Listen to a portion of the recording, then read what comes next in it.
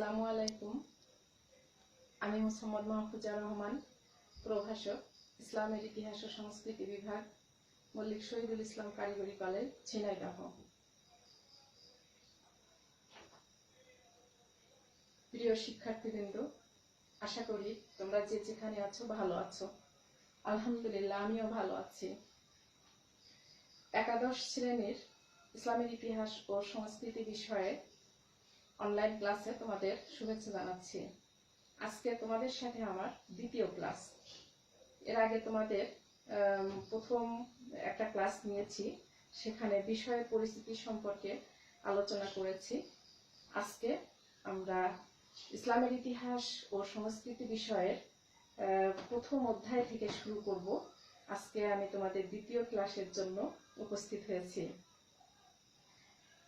আসলে ইতিহাসকে বলা হয় history is the mirror of the past. ইতিহাস হচ্ছে অতীতের দর্পণ স্বরূপ।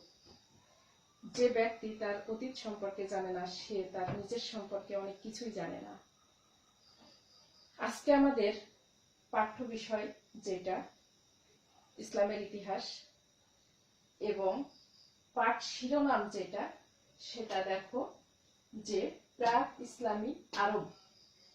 আরব দেশে ইসলামের প্রাথমিক যে অবস্থা, সেই সম্পর্কে আজকে আমরা আলোচনা করব। পাঠ শেষে আমরা যা শিখতে পারবো সেটা হচ্ছে আরব জাতির শ্রেণী বিভাগ সম্পর্কে জানতে পারবে, জাজিরাতুল আরব সম্পর্কে তোমরা জানতে পারবে, এবং তৎকালীন সময় আরবের যে জীবজন্তু সেই সম্পর্কে তোমরা জানতে পারবে। তাহলে আমরা এবার মূল পর্বে আসি। প্রথমে আছে আরব জাতির যে শ্রেণী বিভাগ, সেটা নিয়ে আলোচনা। তৎকালীন সময়ে আরব দেশে প্রধানত তিনটা শ্রেণীর লোক বাস করত।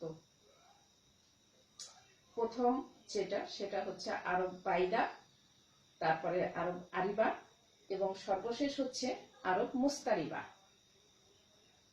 এই তিন শ্রেণী সম্পর্কে আমরা একটু আলোচনা করি। আরব বাইদা যেটা, বাইদা শব্দের অর্থ আসলে জঙ্গল। এই বাইদা শ্রেণীর লোকরা সাধারণত বেদুইন, তারা জঙ্গলে বাস করত। তাদের ভিতরে সভ্যতা খুব কম ছিল। সাধারণত তারা তাঁবুতে বাস করত, এবং এই তাঁবু কিছুদিন পর পর স্থান পরিবর্তন করত। এদের ভিতরে আসলে কোনো নিয়ম কানুন সেরকম উল্লেখযোগ্য ছিল না। তবে তারা কয়েকটি পরিবার মিলে একটা